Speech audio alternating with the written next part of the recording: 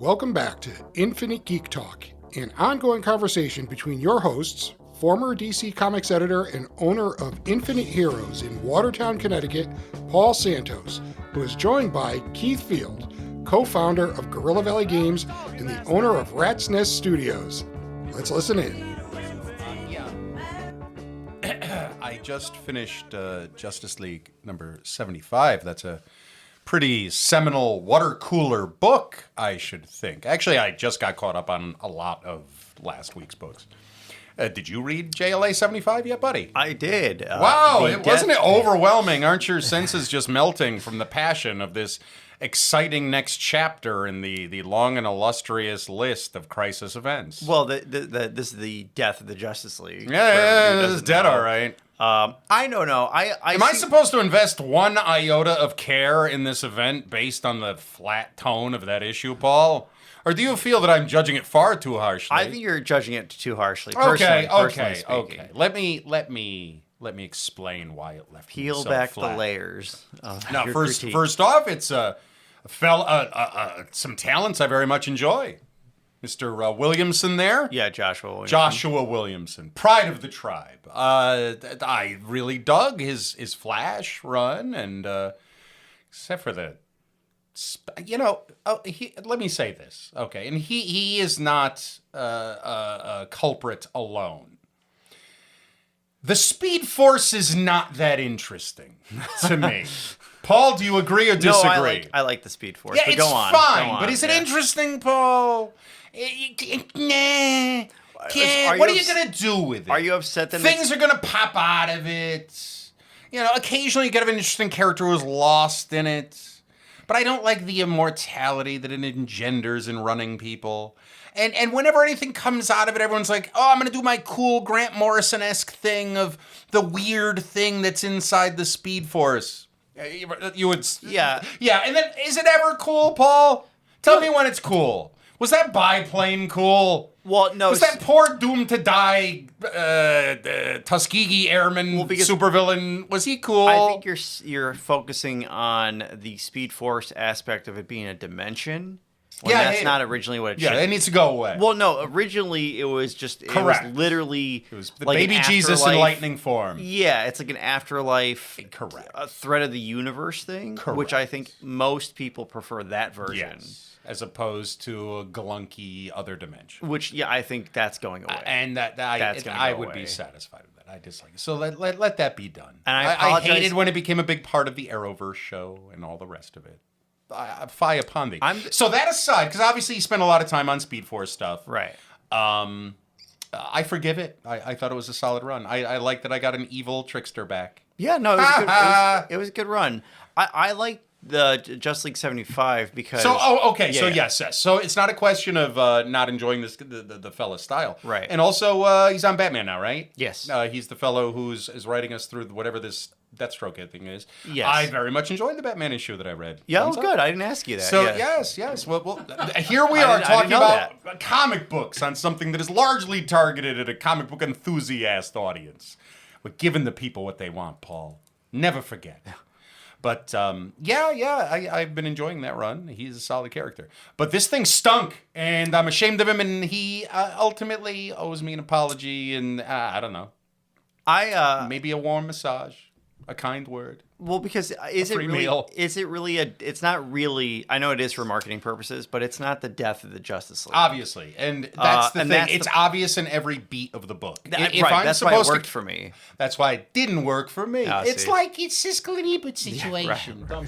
If this is the opening salvo of a major event, I want to feel some sort of sense of emotional investment, and I want to avoid the boogeyman of the current kind of generation of comics enthusiasts, whether or not, quote, a book matters.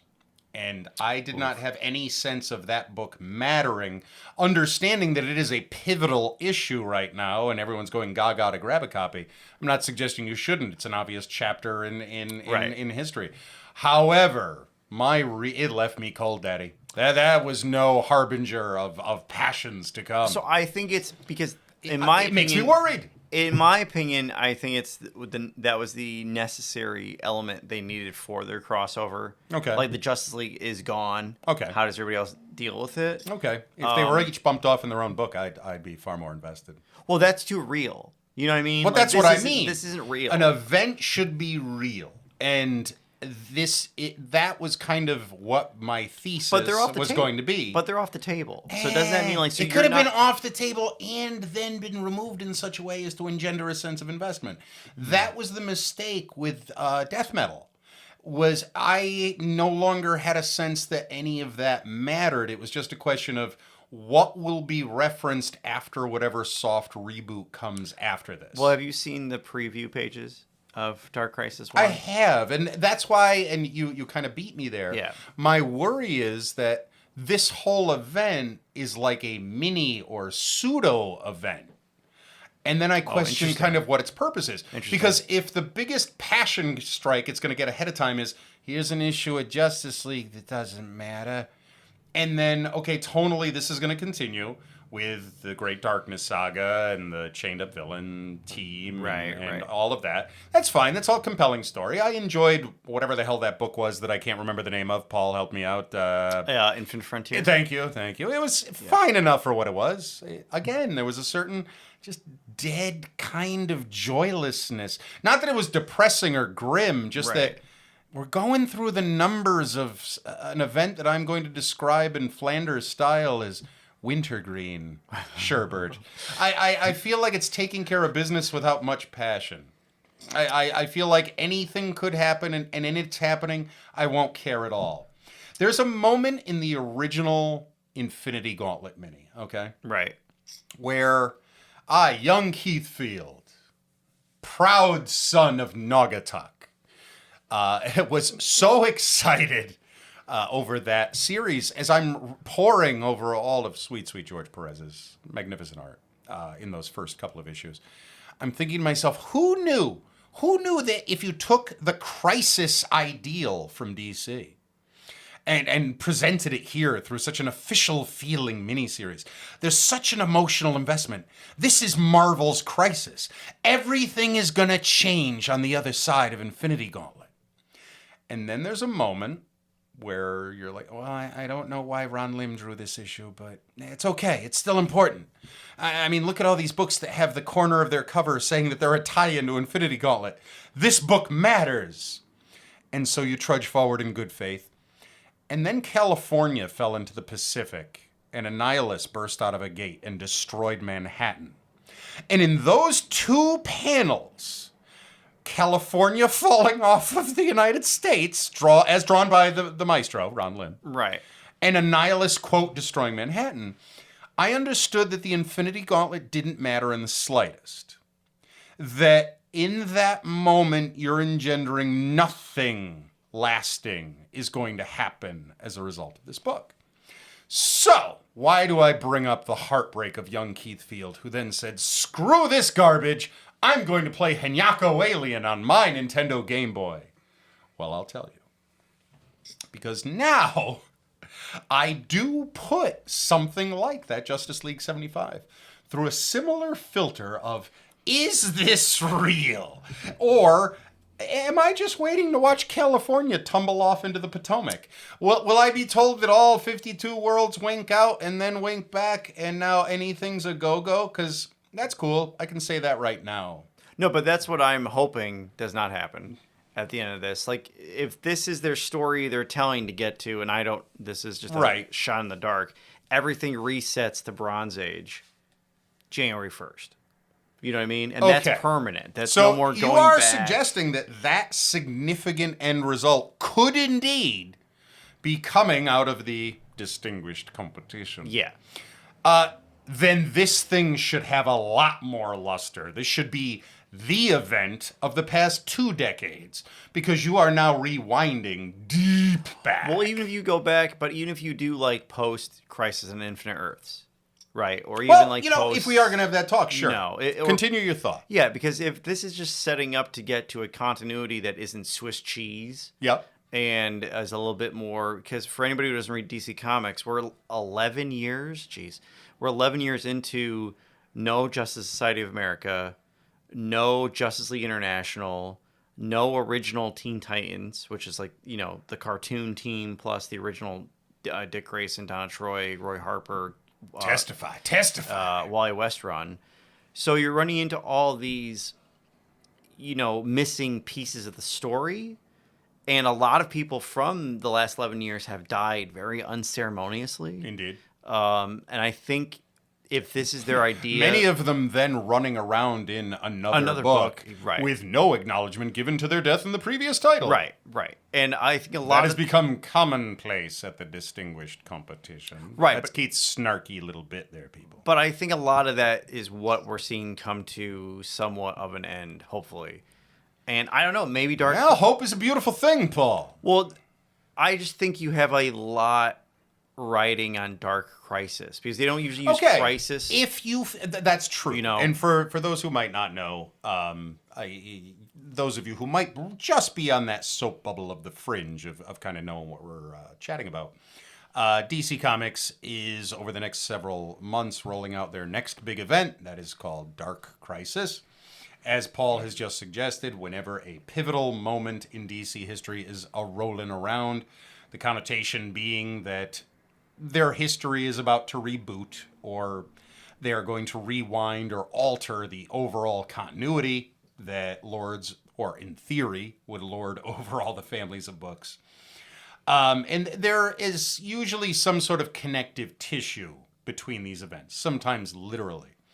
The villain may continue between events, or their corpse. Or, in one of my favorite connective threads. You have some of the larger villains and threats of the DCU usually being tethered into the business.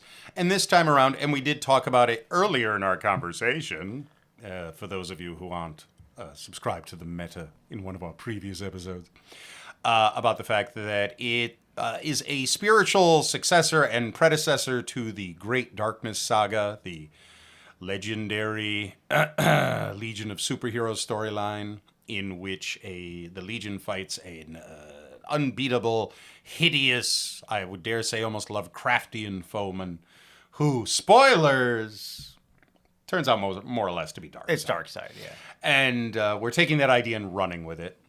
In the case of the Dark Crisis, that the Great Darkness is asserting itself as, again, as was told to us in JLA 75, amorphous kind of blob. And the blob is slithering and eating things. Well, and I think they're trying to tie it into the whole Dr. Manhattan thing. Sure. And Flashpoint. Because again, for those of you who haven't read 11 in those tight wintergreen panels in JLA 75, who drew that? I apologize. I don't remember who drew it. A capable artist. Yeah. Who presented as fine a packaging for wintergreen sherbet as a man could ask. Right. And this is the idea, is that evil, that darkness is encroaching upon the multiverse, and various heroes are standing against it. That's all beautiful. And so the darkness has shackled not just the 7 or 8 villains that we see kill the Justice League. And it's all grade A villains. None of them were referred to. Well, actually, maybe 1 or 2 were referred to by name. But we didn't even have a snappy, like, oh my God, they got Neron. If they can control him. No classic storytelling here. All very will read good on Wikipedia. That's what I'm saying. I don't want to be too petulant, but the fact is, it's like, okay, we drew a bunch of villains, and then we establish an army of these villains scattered, culled from across the multiverse. And there's one panel where we see billions of shadowed villains. Okay, now I care less, because California just fell into the Pacific. Right, so I guess my question to you is... It's too broad, and it's too dry. So what happens at the end of issue 7 where someone snaps their fingers, not like death metal. Okay. Where someone snaps their fingers and things are noticeable, like everything all right, is so that's changed. the better conversation, right? As opposed to Keith very much feeling disappointed by 75. Because we don't like to linger on sour notes, I'll make the last kind of sour point on that issue. And this is where I was getting. Based on the kind of underwhelming tone, where, as you say, it wasn't an all or nothing issue. It was kind of in a bubble and low core, and it only served to get the JLA off the table with the real show, which is the reboot. Right. That this is definitely a case of we just want the reboot. Right. So we're going to make a clean story to get there. Does it not feel a little disappointing that a very workmanlike story seems to have been generated to get us there? My feeling is that, especially to make up for the fact that we didn't see death metal serve this role, because in my opinion, and I say this with all the affection in the world because plenty of good stories have come out in the last few years since death metal, the fact that the reboot is happening this soon after death metal is embarrassing to me. And I don't even have a horse in the race. Mm-hmm. And I'm not going to ask you to comment on it, but that's just how that feels to me as a consumer and as a fan of the source material. Right. It's almost like, oh, shoot. We really should have had our ducks in a row before this. And I don't feel like ducks are in a row. And so I'm not asking for an apology, even though I pay you money to enjoy your product, distinguished competition. But I am suggesting that maybe as an almost conciliatory or necessary spirit, you want to ratchet up the payoff on this thing. I want to think Green Arrow's dead. That's a lovely little death scene. Oh, wait, that's a spoilery thing, isn't it? No, everyone's aware of who's dead. See, but that's the thing. I don't even feel bad about spoiling anything that happens in that issue because it's in such a workmanlike, like, these deaths don't count fashion. Well, yeah, and I know in comics, too, and I don't know if we've talked about this, but when I read something that has to do with a robot or magic, sure, and a death happens, I'm like, sure, oh, that person's not dead. Correct. Like, that's not a real, quote-unquote, correct, death.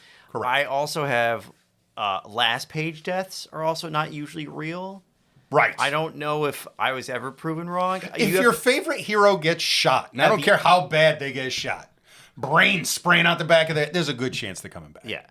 Yeah. I think Wanted made that point beautifully. Yeah. Did you put your fingers in the wound? Did you fish them around in the brain? Because if you didn't, they're coming back from that gun. Yeah. And even the Ted Kord death in Countdown to Infinite Crisis, that's not the last page. Yeah, so right. He does die, but there's like 6 or 8 pages after that, right? I'm maybe misremembering, but he dies when he gets shot. Yeah, he says go to hell, Max. He gets shot. But it's not the last page of the book. No, it goes on. So well so it's not dead. So the Justice League, blinking out of existence, basically. Blinking out of existence would have been one thing, Paul. Yeah. We see Pariah melt people into sludge. The reason I stuttered there, I know the gentleman's name is Pariah, I was like, oh no, spoiler. But then I remembered we just qualified that we don't care. Well, I think that's also... But okay, so I didn't care for the issue, and I'm worried that the event is going to be this weird kind of trudge. So I hope it's not just 6 more issues of, what is it called? Infinite Problems? 7 more issues of Dark Crisis. No, that's what I'm saying. What was that series called? The one that I said I was tolerant of? Infinite Frontier, sorry. It's basically taken the last half of what would have been a 12-issue run of Infinite Frontier and repackaging it as an event. And I don't want to feel that way, Paul, because that feels unpleasant to me. So you haven't seen the preview pages of 1 and 2? I have not. Yeah, okay. So I would say, and it's not lettered pages, so there's no dialogue, there's no captions. Right. I would say from a editorial guess, educated guess, okay, the story is not going to be the same because the art is much better. Okay. And that's not a knock on that artist. No, that's not. It's because I dug the art in that issue. It was fine. And I dug Williams. And that was my point of bringing up the fact that I enjoy both talents. Right. Is that this is not a knock on them. It's just this was not the way to start this rolling. Right. I say that as in a friendly but heartbroken way. I am owed a meal. If you see the panel compositions and what's being shown, it's compelling. I think you're going to get... So if your answer to me is... You think there's more on the vine, then I'm a happy man. Yeah, and this is and not to be super nerdy, but this is a prelude. This isn't. They didn't try to make this Dark Crisis #1 or issue 0. Perhaps I should approach it in a less jaded fashion and say the fact that they're saying that in our prelude will be so Flexi and Chad will wipe out the Justice League is exactly how we want you to go in. Yes, that's my opinion. So you know what? I'll give them their due, Paul. Now, if you're asking me what they're gonna do in 7 issues, okay, I have no idea. Yeah, because it's not it's not as gimmicky for. I don't want 7 issues of President Superman. Oh, here's the thing. It's been interesting. I mean, Morrison's the story that introduced them. I know that was something Morrison He's not in this liked. book, though. In Dark Crisis. Are you sure? Because what's left? I mean, you killed the Justice League. What's the rest of the book going to be about? I don't want to get too spoilery. Okay, if you know, don't spoil it. I will say they have and this is not. I've seen some confusion online too. Yeah. This is not the new Justice League. This is like the Justice League active during Dark Crisis. Okay. I feel like people who aren't as nerdy as me don't understand the difference between a new permanent team and a team that exists. Oh, because sure. The other team is situational team. Right. They don't get that. I mean, calm down, people. When Detective Chimp shows up in your Justice League, you should understand he'll be going away soon. Right, correct. This new team, which I won't give spoilers, but there are well-established Justice League members in this team. But I say this, but there are two members. Put a pin in this. There are two members that I do not agree with, and it drives me crazy. Are they specifically a twosome, Paul? No. Okay. No. We'll leave that out of the consideration. But I was very angry when I was like, really? But okay, so there you go. There's a little teaser. Now, Mr. Paul, I will go back now to say that my critique of that issue aside, and your assurance that it is but prelude, actually reinforces a sense of hope. And so, in that sense of hope, I'll bring up the better topic, which is this.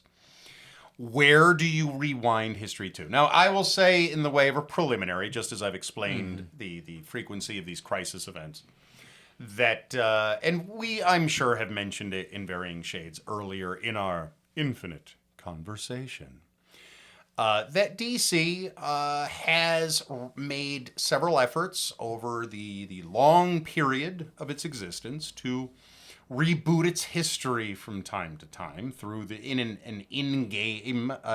So there's my gamer flair coming out in a in-universe style. These cosmic events that reset their history, and so with a simplified and more approachable bar of entry, books will relaunch, so a new generation can find these characters, and the existing generation can now have a cleansed palette moving forward. And this most famously occurred in the years well following the Crisis on Infinite Earths. I always like to point that out because it really wasn't the initial plan. But at any rate. Right.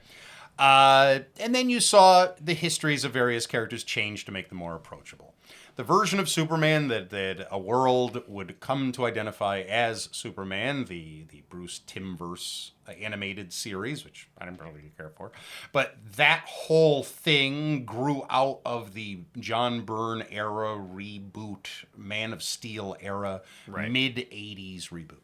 So again, from time to time this has happened. In the mid-'80s, most famously, there was this bumper crop, and it set the tone at DC, and I would argue that tone continues today. That you're either chasing that dragon's tail or presenting some new, fresh take on it. I would agree. It was the same time period that saw things like Watchmen and Dark Knight complete their shuffling off of the stage. As reboot after reboot occurred, you had John Byrne's fresh take on Superman. They humanized him and depowered him, made him more of a Marvel version of Superman, I dare say. And it proved insanely popular with fans. Wonder Woman became the George Perez version of Wonder Woman, which is the version you all saw in the good Wonder Woman movie. There was one of those. And so on. You either got more modern origins that would make you more palatable to your new audience, or a dangerous bit of business. The inability to let go of the old history, so you would try to sneak through the goalie of continuity into this, what was intended to be fresh and new history, some relic from the, quote, pre-crisis continuity that it's good enough, it can survive. But you wouldn't coordinate this with other editorials. And so you wound up with a hodgepodge of continuity conflicts and errors over the years. When too many would occur, time for another colonic. Let's do another reboot. This will be the one that fixes all the problems. From Crisis on Infinite Earths, we had 0 Hour. Yes, in terms of a reboot. I mean, there were other events, but we're talking reboots. 0 Hour, which was a time-based catastrophe that saw to the villainization of sweet Hal Jordan. A silk purse that would eventually result from that Sousier. We had, after that, then, the next event that would matter narratively would probably be Infinite Crisis, right? So there's only a sequel to the Crisis on Infinite Earths. Yeah, a direct there's sequel. Yeah. And so again, reboot after reboot. So it's just an example that every few years you get another one of these reboots. The last two big, I would consider, all eyes on me efforts at a reboot wound up being kind of softer reboots than, say, The Crisis, and that was Metal and Death Metal, which both were supposed to... You're leaving out Flashpoint. Well, there's a reason. That blew up the entire universe. Flashpoint was a problem. I suppose it should be mentioned because it is going to show up in a movie. Yeah. Well, maybe. One of these crisis events... That movie, I'm like 50-50 on that movie never coming out. Well, we'll talk about that. Well, one of these events, one of these crisis events was called Flashpoint. I'll avoid any weird talk of real-world politics and the events that lead to it, but it's enough to know that various individuals decided it was time for a new reboot effort at DC. For Wheeler for Woe. And it would turn into one of the most successful endeavors of all of DC's life. And that was the New 52. Right. There was an event in which the Flash attempted to change the past. His perennial villain, the Reverse Flash, exploited certain factions, certain efforts to do this rewrite to save his mother from the Reverse Flash. The resulting paradoxes resulted in the creation of a new reality. And all of that. When reality was fixed, it was not quote-unquote fixed properly, resulting in a new continuum. Some outside force had intervened. And that new continuum was the new world of the New 52. Originally, the person who interfered, do you remember who this is? The original person was a new character named Pandora, who looked just like the Wildcats character Zealot. I mean, just like. Like, I draw Spider-Man, and put a cape on him, and I say, no, this looks too different, and I erase the cape, and I say, see this other Spider-Man I drew? That's Pandora. Yeah. That was the person who caused the New 52 event.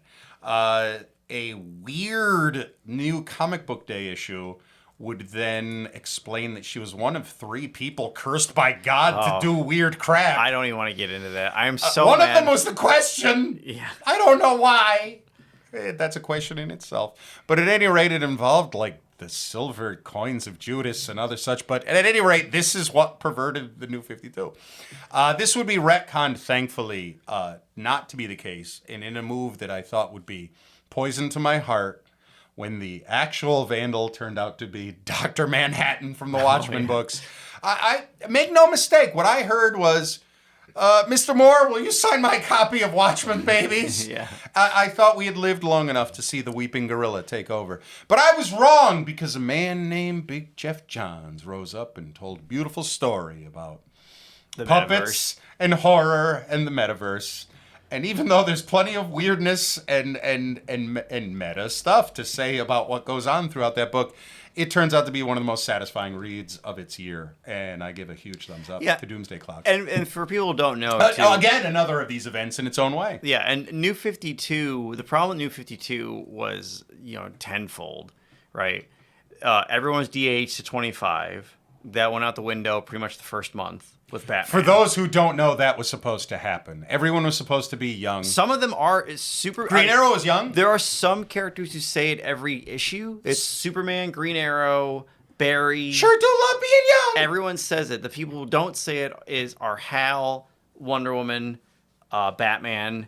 These characters never say their ages. Well, and that is a problem because, of course, and you'll eventually hit this point, it shows one of the big problems, which is not everyone was required, quote unquote, to play nice. Right. The Green Lantern books and the Batman books were allowed to do whatever they want because they were the 2 top selling franchises. You guys are selling well, so don't worry about actually rebooting with the rest of us. But the problem with Morrison eventually felt guilty, and so there was a Jim Gordon with properly de-aged facial hair in one of the last issues of Batman and Robin. That's funny. That's pretty funny. So basically there was no continuity because if you have a Batman who's 25 but still has 4 Robins, that means he was Batman at like 16. And there was just no coordination between blocks of books. I mean, there were like 7 Sky Pirates within 2 weeks of the New 52. I think they got in trouble too because a CSI can't be 25, and Barry Allen was like the head CSI, and everyone's like, that doesn't exist. Sorry, folks, none of us were trying very hard. Same thing with Hal Jordan. If he was 25, that means like... Now, Paul, this is the kind of thing that people come here for. I mean, they all understand that part of it. But here's my thing. The New 52 did deviate considerably from whatever blueprint they went into the overall story with. Does it violate any confidence to discuss what Superman's role in particular was supposed to be going into the New 52? Because not a lot of people know. I mean, like, I know that, and I don't remember who. It's probably public knowledge, but I don't remember. So George Perez was not the original writer of Superman. It was somebody else, and something happened behind the scenes at the... we can leave that behind. But that writer left, but in a lurch, which means... Right. Which in which publishing is why George terms, came aboard. And I know... Yeah. Mr. Perez had said that he never would have taken the job if he had understood that it was going to be, and he didn't say this in like a nasty way. He just said because his book was going to be like a secondary adjunctory to what was going on in action, and he didn't realize that. That's why he kind of didn't really seemingly rise to the challenge of being the double threat of illustrated and writer. the other problem is too, and again, everyone has talked about this, and I think including Dan DiDio.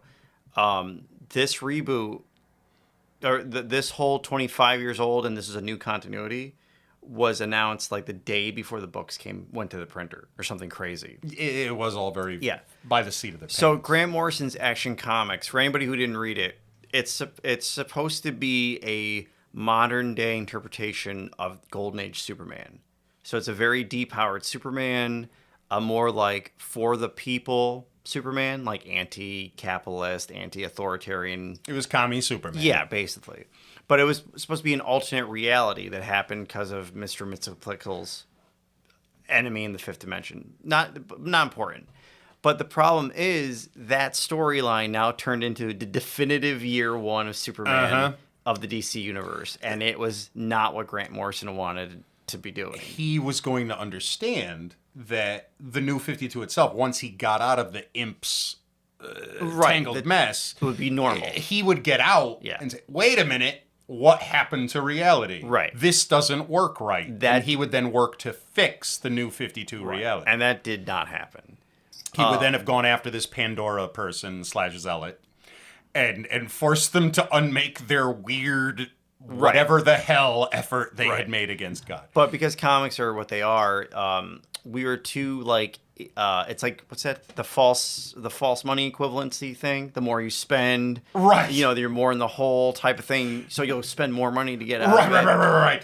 You can't get out of debt without spending more money. Right, and that's basically what happened with New 52. Yeah. I mean, there were without getting into the. I think it was deftly dealt with, and the evolution then of the retcon, the seeming retcon of Dr. Manhattan is experimenting with the general tone and purpose of reality and existence, and kind of trying to hope and or quantify hope and human existence, and in the course of doing that starts cruelly poking at the DC universe. Yeah, I mean, and I love his Doomsday. cruel experimentation results in the New 52's issues, basically. And I love Doomsday Clock. Doomsday, which is the name of the story. That it's not a crossover. It's a story. It was. I think it's more or less a self-contained crisis. In and of itself. And I think now this is just to be like, I think DC wants to have all the characters back on the table to play with, and that's kind of the takeaway. Some folks have jadedly say, the takeaway is anytime Jeff Johns writes a DC book, he can do whatever he wants and it becomes canon.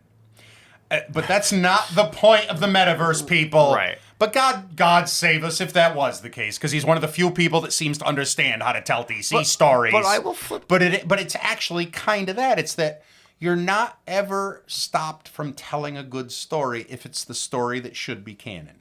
Right. That's what I took away. And I will flip. And it was funny that this is happening. I'll flip the script over to Marvel, which they don't do crisis stuff. Right. They just make continuity things messed up in the new number ones, and there you go. And then Amazing Spider-Man being the number one thing. Okay, cool. So that's crazy. In a weird way, let us segue then to discussion of Amazing Spider-Man number one, which I did indeed read as well.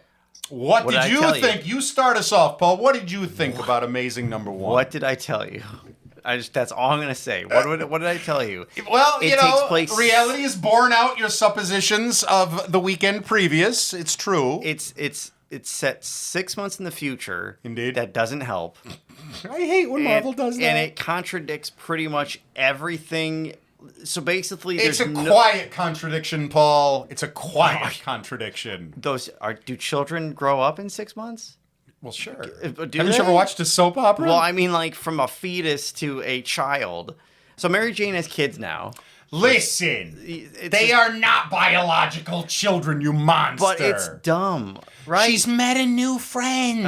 It's dumb. What's his name, Jose? I don't know what his name is. Well, she met Jose. And Jose comes with kids. And Mary Jane's got a big heart. Make no mistake, a character who is sold 3/4 on sex than 1/4 on Spider-Man. Right. Yeah, that's what you want to do with her. Hook her up with Coffee House McGee and his babies. Well, this is another one of these. They want to take Mary Jane off the table for some reason. Because Spider-Man's known for whirlwind romances for some reason. But that's what I mean. They don't do them right. I mean, they've tried how many times now to stick him with other chicks? That Mockingbird thing was dead on arrival. He had two serious girlfriends during Brand New Day. Oh, yeah, Black Cat was one of them. Carly Cooper. And Carly Cooper. That's it. Keep him with Felicia. That's why. And by the way, keep Felicia with that chick who's the head of the Thieves Guild. I want Peter getting cucked by Felicia with that chick 24/7. That's the Marvel Universe I deserve. I'm almost positive they'll be cut out. No. That's for the kids. They don't know what cucked means. It's a silly word. Again, you're the one dropping F-bombs here, sir. I'm maintaining a family environment. Did I say F? I didn't notice. Several times. You're up to 3. Factor 3. Now listen. But at any rate, yes, he's been with all these chicks. It never works. No, it's creepy. Remember when Howard Mackey was writing all the books? Yes, I do actually. My blood.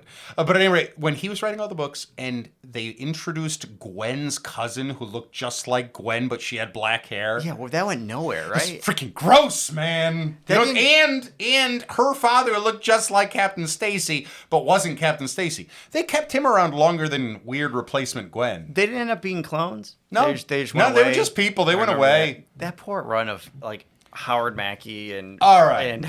Let us talk about that run briefly. If he wasn't writing 17 books, you're right, then I might feel bad for poor Howard Mackey if he was just writing one. Right. And was writing at that time. Because Howard Mackey is a certainly capable writer. Yeah. Even though he created characters named Death Ninja. And Blackout, and he's got nothing to do with lights leaving an area. He's just a vampire. I got some real problems with that. I do remember Blackout. That annoyed me too as a kid. Dude, remember when Doc Ock tore out his teeth? That made me very happy. That's how you deal with a vampire villain. But at any rate, that's why the superior Spider-Man should still be Spider-Man. That's right, ladies and gentlemen. Since this is a largely comic book-centered conversation, let me state randomly for the record, the superior Spider-Man was the Spider-Man, and I would kill 100 Peter Parkers if it meant putting Ock back in the driver's seat. What a time to be alive when Ock was tearing off people's jaws. Oof! That's the Spider-Man I've dreamed of. How long was he Superior Spider-Man for? A couple of years? A couple of years, man. Yeah, that was... And my peers fought me every step of the way. That was like it's supposed to be a 6-month story, but the response was so huge that they made the right decision. And people don't know all of this Spider-Verse hoo-ha. I was going to say bullshit, but number one, I don't swear. And number two, the fact is I enjoy it all. So, hoo-ha is fine. Even though people have taken to using hoo-ha as a family-friendly stand-in when they discuss certain parts of the anatomy. Correct. So maybe I shouldn't do that. Maybe it should be hootenanny. No one's co-opted hootenanny, have they? This multiverse hootenanny that brought us things like Into the Spider-Verse. Or even No Way Home. It's all been quite delightful. Well, I think but that's my point. Spider-Gwen, my little waifu. That's what I mean about... One of 13. That's what I mean about Marvel, though, right? They do these quiet, like... retcon or reboots that but they don't do a about. Crisis to reboot history.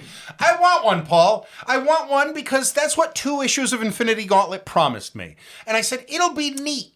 And I got news for you. When they came closest, of course, was the Heroes Reborn event, which I think we've touched on in our I would say conversation. Secret Wars. Well, that was an John event. Hickman. I'm talking about a reboot with an event attached Oh, to but it. here's the thing. Secret Wars, Jonathan Hickman's Secret Wars, Oh, is yes, considered a reboot. Okay, Because so if you go on the wikis, they'll be like... if we are going to linger in Marvel on the subject Yeah. of crises, and I think that's legit, before Jonathan Hickman's Crisis, which we've certainly discussed, Right. and we'll talk about the kind of lie of the Jonathan Hickman reboot. I'll give you that. I would like to point out that technically the first reboot of the Marvel Universe took place in 1972. Because in the pages of Doctor Strange, the entire Marvel Universe ended, and Doctor Strange had to cast a spell to recreate everything. That's with God. That was back in the day, That's with son. God. Yeah. There's a storyline of Make Doctor no Strange. mistake. Very Go good. ahead, go ahead. Yeah, the Doctor Strange storyline, very, very good. He meets a sorcerer. His name is Genesis, pronounced backwards, so I'm not going to butcher it here. Good work, boy. And you basically find out that this sorcerer became God, Mm-hmm. like the God with the capital G. And so That is when the hallucinogens are really empowering Right. the little clutch of Marvel writers to be churning out some of their finest early work. Really good stuff in Doctor Strange. That's when Clea's getting nailed by Ben Franklin. Delicious stuff. You wanna meet an alternate world version of Doctor Strange who's a warthog? I put your focus right there. Yeah. So that basically they go back to the beginning of time, and the sorcerer starts the Big Bang, but he has to destroys everything Correct. first, and then he Correct. restarts everything. Here's how cool Doctor Strange is, right? And what's his present for doing this? Hey, it's me, Eternity. Hey, good job, Steve. You're you know not what? dead. You deserve a present. You're now immortal. Congratulations. You'll never die unless you're killed. Now go live your life. And he's like, thanks, buddy. Doctor Strange is magnificent. Right. And this is as good a time as any to tell you, Paul, that once again, following a surprisingly inexpensive find on the interwebs, I once again own the entire library of Doctor Strange in omnibus and trade paperback form. Wow, I was going to say, I thought you found a really good deal on the actual books. on Nay, some Strange sir. Tales. Nay. But because you will, of course, recall this is the third time I can make this statement. Yes. The first time I, of course, had actual comic books in the mix. Right. I may have sent them to their forever homes, but twice now I have collected trades of the whole run. Right. I want you to promise me that if I ever do sell this run, you will kill me. Oh. And for those keeping score, this is only the most recent of these vows I've made you take on my behalf. Okay. Do you remember the last time I said to you, I think I may be crossing a line. If thing X happens, you need to kill me. I'm just assuming at one point I have to kill you anyways, so I'm just All right, waiting Paul, for that. fair enough. Fair enough. We'll leave it at that. Spoiler, it was my Hot Wheel car collection. Oh, I do remember. I suppose I will, before we get back to the subject of crises, I will admit before all of you that something that I could have never seen coming has come to pass. I collect a few things. I collect Lego stuff. I used to collect it with a psychotic fervor that would terrify you all. It had gotten to the point where when I would show someone who had never seen my Lego collection, there was never a chance of awe and support. It was just fear and pity. And I had some awe when I saw it. Well, sure, but as it evolved, I'm saying, Paul, yeah. as it evolved, I mean, there were lots of people who were like, I'm very worried for you. Like, no, you don't understand. This is my very important work. I had a lot of minifigs, people. But at any rate, I decided that I no longer cared quite as much as the Herculean prison I had built of minifigs had become. No, it's time to mitigate this. And looking for no praise from you troglodytes, I donated the collection to a worthy charity and kept but the barest sliver of it. And by barest sliver, I mean a collection that largely fills my home. So, yes, I may still have a problem, but at any rate, it is a cleaner problem than I once had. So we got Legos, collect certain games, video games, board games, widgets here and there. I have a lovely library of trade paperbacks and the occasional comic book, as Paul can attest. There are at least 4 books I collect every month.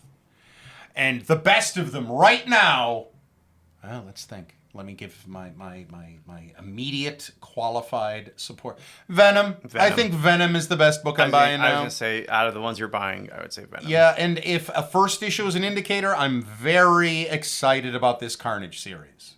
I didn't see the word Darkhold once.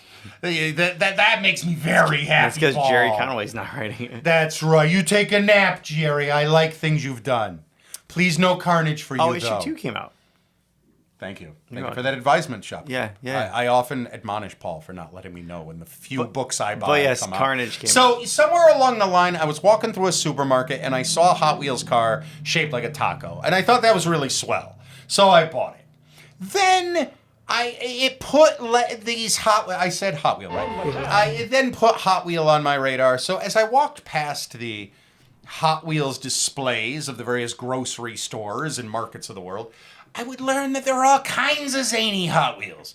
Now, I don't know a Ford from a Fiat, but I know a monkey from a duck. And when I saw a monkey in a duck-shaped Hot Wheel car, I couldn't leave them in the store, Paul. That's how they got you, huh? That's how they got me. And now, as I find myself in possession of approaching 100 Hot Wheels cars... Yikes. I said to Paul, that you need to understand that when I hit 100, you must kill me. It's a mercy killing. I've lived my best life up to this point for the past year or so. And thank you. Please murder me. And don't do it in such a way that it will spoil the trajectory of your sweet life. So I'm thinking suffocation. Is this a bad time to mention I'm a pacifist? No, see, it doesn't have... This is a loving murder. Oh, okay. Yes. Me too. But it's all about that pee shit. A suffocation. Rich is speaking up, everyone. Listen, everyone. It's Rich, our sound man. This is very important. Yes, Richard. I have the turtle car. That is all. Bless your heart, my sweet one. Bless your heart. But the turtle is life. But back to Marvel. Yes, by all means. So their lie is that they don't do Crisis, which they don't. But they always retcon. Always. There are retcons left and right. Yeah. Tony Stark got shrapnel in his heart in Vietnam. Now, we talked about that a few conversations ago, so we won't necessarily hit that drum hard. But to get back to that point, yes, Jonathan Hickman's beautiful Secret Wars, called Secret Wars 3 by those of us in the know, but called only Secret Wars by their lazy marketing people. Magnificent series. Turns out I loved it, even though they did so many things that seemed so hollow and gross ahead of time. What? You're not publishing any books for a year?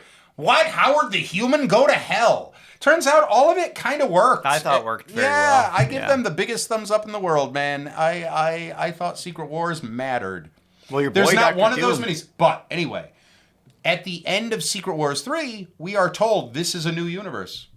This is a rebooted new universe. Which only means that every villain that's supposed to be dead isn't. If the wiki is... We no longer need to coordinate the fact that Dr. Faustus was dead when he came back in Ms. Marvel. My favorite thing is going through the Marvel wiki. That's all the books did. Yeah.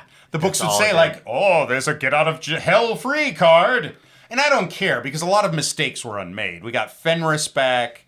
We got at least one of the 4 dead jack-o'-lanterns back, in addition to the living ones that were But no heroes. And so on and so forth, but not many. Well, any hero who shows up is quote-unquote coming back. I'd never care when heroes come back. Leave them all dead. But yeah, that was the only retcon, is that everybody who was dead. Like most villains could come back. As you said, you go through the Marvel appendix or the wiki, the more jaded authorship will write, and then Secret Wars 3 happened. I love that. It's such a passive-aggressive, I'm angry. I give them a little applause every time I see it. Luke Cage's, mortal enemy from the 70s, I guess, was killed in a very, What, Diamondback? Diamondback. And then he just shows up, and then the wiki just says, somehow, Secret Wars 3 happened, and he's back. Yeah, whatever. He looks nothing. That has nothing to do with a war. Well, actually, no. That has to do with a secret war. My psychic war against Bendis working on certain properties. Yeah. Diamondback's been dead for 30, 40 years. He should have stayed that way. And he looks nothing like... Nope, he came back looking like Rudy Ray Moore. He did not come back looking like the actual character. At any rate. But yeah, they've done retcons left and right. They're just quiet about it. Right. And as we said about this previously, I think the Cian Kong retcon is pretty cool. I like that. Me too. I like that retcon. I think the fact that you brought in Curdy B. to smooth out the lumps definitely makes it go down Right. smoother too. And I always find it, because for someone who loves That's a continuity. recommendation, people. If you like, say it, Paul. Right, continuity. Porn. Continuity porn. That Yes, was the word continuity I cut you off. Sorry. But I like continuity as much as the next person, but when people always tell me they can't get into comics because of the continuity, No, F you, I just people. look at you, I'm like, you have the entire internet. Just pick Yeah. up a first issue. In this, Paul and I are brothers. I don't Do you know- understand it's not just my illness and addiction that led me to collect taco-shaped Hot Wheels? That's not all it does. When Keith Field, little 8-year-old Keith Field, was going to his first comic book conventions, you know what I was doing? Going through Silver Age books to try to find the cheapest first appearances of supervillains who all I knew about them were their names. I had either seen them referenced in an editor's note, or I had seen them in the appendix of the Marvel Universe. Pre-internet people, we're talking 80s, the real Marvel Handbook. Not to in any way crap on what those guys do, because they're dynamite. Right. The ones who grew out of The original handbook. Yeah. The original handbook. I'm talking even the current version. Oh, yeah, I mean, yeah. as much as there are many characters who should not be showing up in that handbook, I applaud the version that it came from, and knowing that it was kept alive by the guys who started that site, the Right. Marvel Appendix site. Yeah. My hat's off to all of them. Those are keepers of the flame, baby, in the truest sense. But at any rate, the appendix people. What was the point I was making about the appendix? The retcons. Just that the fact that it's an that's all we had back in the day. Oh, right. Nowadays we didn't even have that necessarily, but in its earliest days, I'd be like, Willem Van Vile? Who's that? And then going through old Strange Tales, it's like, okay, I'm going to pay $5 to learn. That's how I found out how it all connected. By the time there was an internet, I already knew.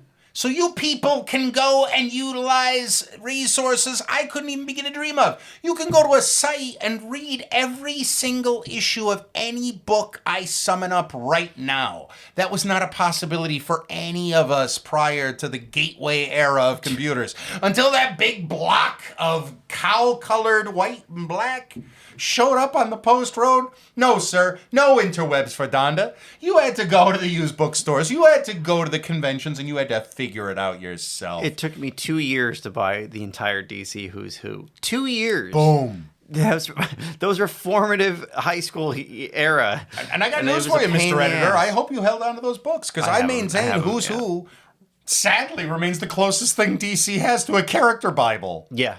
Yeah. So, yeah, it was the best thing ever.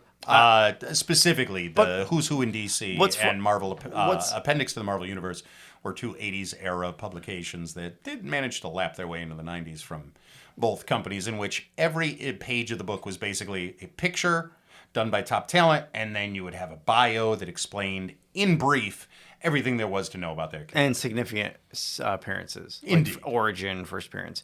What's funny, too, is that, have you been noticing in the last 10 years or so, authors, so back in the day, they used to reference a story that happened in a previous issue or previous series or something. Sure. But in the last decade or so, they're now referencing stories that do not exist. They're like, this happened in the Crimson Caper, and I laugh and I laugh. This is a modern, lazy trope that I am so glad you have brought up while we're on the soapbox. That's why I tell readers, it doesn't matter. Just pick up the book. It does not matter. Discussion between Deadpool and Techno about the time they stopped Dr. Bong from deflating all the silicon in California, or silicone implants in California. Right. That sounds funny. Don't just tell me that happened. Right. Write a book. Right. This shortcut to storytelling cannot be encouraged in any way. No, but my point is for new readers, like they think, like I had somebody ask if I had... Oh, you're saying don't then go look for that story. Right, well, it's like they're just going to do it. So, like, very well. just Then I misunderstood the topic. But yes, I'm not a fan of that either. So let's just kind of wedge that in there. Right. The comic books are not meant for fake stories. Right. Tell the fake story. But that being said... Okay, what you're saying is, oh no, I'm paralyzed because I don't have this last appearance. Right, don't worry Grow about it. up. Yeah, just read continue to swim. Yeah, it's very... It's not Electro's fighting Spider-Man. Guess what? If they fought before and they both survived, looks like they both survived that fight. Right. Pick it up and move on. Maybe this is the one where one of them dies. And which is funny if you read old comics. They really go out of their way to just recap the last appearance. Well, dude, which I do like. What are you drawing from? When you read the comic strips of old, you had to spend the first 2 panels bringing everybody up to speed. So you already had that practice ingrained. So the ability to dispense with what's going on before this issue was always an honest beat that used to get struck, especially through the Bronze Age. They mastered that. Well, remember, like, say, Bronze Age, they would explain where Abomination was. And they're like, Abomination went up to space. That's when continuity is the most fun. That's something that I hope. Poor Mark Gruenwald became addicted to it. It's all his stories became. Right. But now, I used to love those stories so much. Now it's just Secret Wars 3 happened. Point made. Right. It's no, I want to know. It makes it more engaging. Even my beloved X-Men. Everybody craps in the 90s. You had the Wolverine solo. I'll use Wolverine as an example. You had the Wolverine solo book. Mm-hmm. Then you had Uncanny X-Men and X-Men. Mm-hmm. All 3 of those books, if he appeared in, reconciled with what was going on. They would at least mention what was going on in each other. And sometimes they'd make mistakes and it wouldn't time right. Right, but... So it's like, oh no, they've created a paradox. None of these will resolve. But they made an effort. Right. And that's what makes a difference. Because it'll be like... in Uncanny X-Men, it'll be like 6 months later. And they'll be like, hey, Logan, whatever happened with you fighting blah, blah, blah in his own book for 6 months? Here's a little slavish fanboyism. Right. Curdy B always makes it a point when he writes with modern characters to reference what's going on currently in their books. Which it's I one appreciate. Of his things. Everyone used to do it, when people wrote in the Marvel style. So maybe people should start doing it again. It creates the illusion of cohesiveness. Well, that's my problem with House of X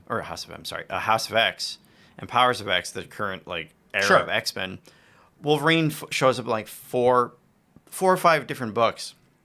Has never referenced what he's doing. Well, it's okay. When we book. find out that every mutant that has ever been resurrected on Krakoa is an evil plant, all 4 of those Wolverines are going to make all the sense in the world. I only ask that they each bloom into a different evil flower. You think that's really the end game, huh? They're all flower people. Now, for the sake of our new friends out there in listening land, this is a conversation Paul and I have had many times.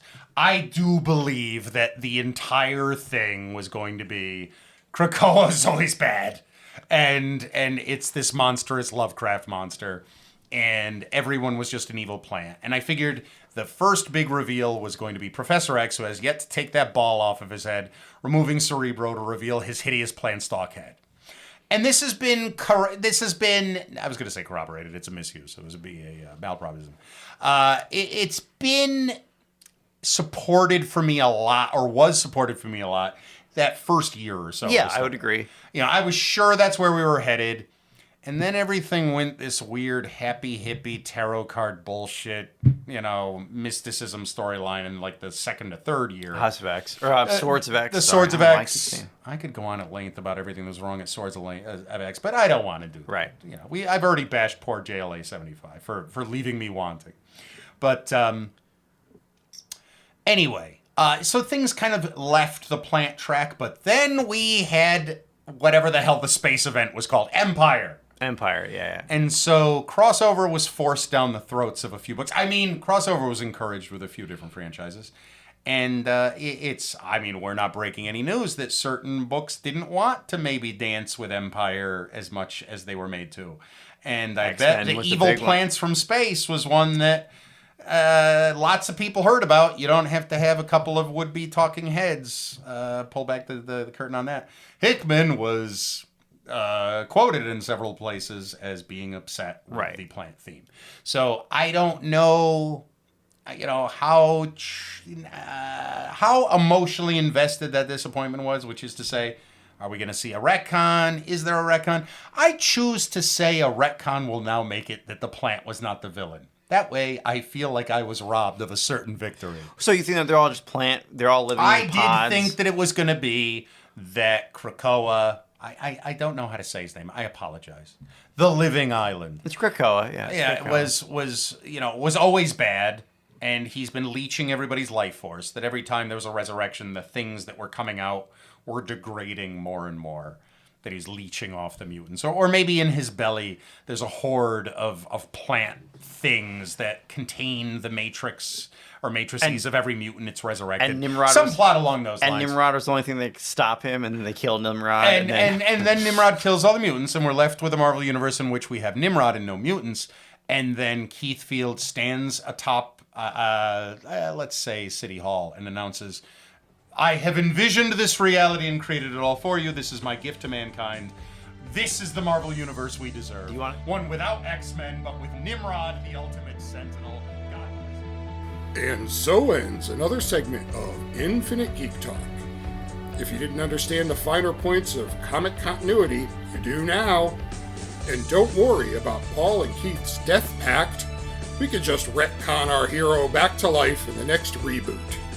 Add your voice to the conversation at the Rat's Nest Studios Facebook page. And don't forget to rate and review on your favorite pod platform. Thanks for listening. Infinite Geek Talk is brought to you by Infinite Heroes Comics, Cards, and Collectibles in Watertown, Connecticut, and Gorilla Valley Games. Infinite Geek Talk is a Rat's Nest production, recorded and engineered by Rich Johnson in the Rat's Nest Studio.